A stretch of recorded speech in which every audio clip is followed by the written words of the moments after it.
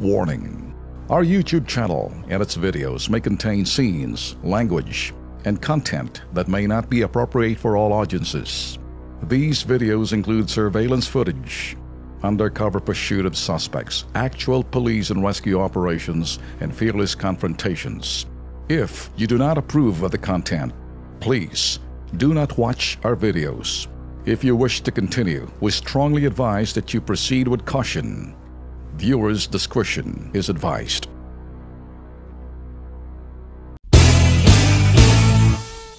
Eto ho, yung hindi maintindihan, hindi ho nahilo sa kanyang, kumbaga sa kanyang pinagsasabi sa isang TV program, kaibigan ho natin si Daniel Razon.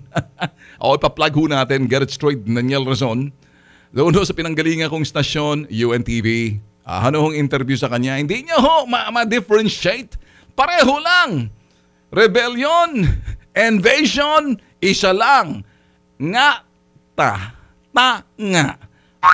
Ob. Di ba? Bakit ba kumakalat yung sinasabing itong sinasabi ho natin parang epidemic ng kabobohan na nanggagaling ho sa mga dilaw?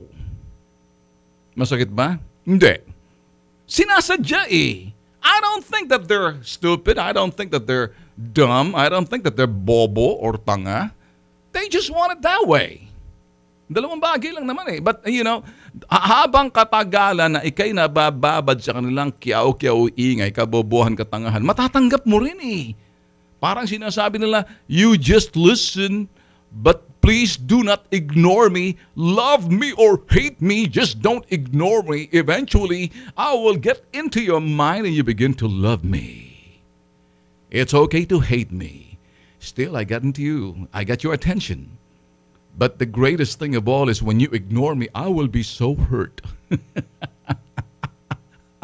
Pagkakaiba ho ng invasion and rebellion, Sos Mariosep,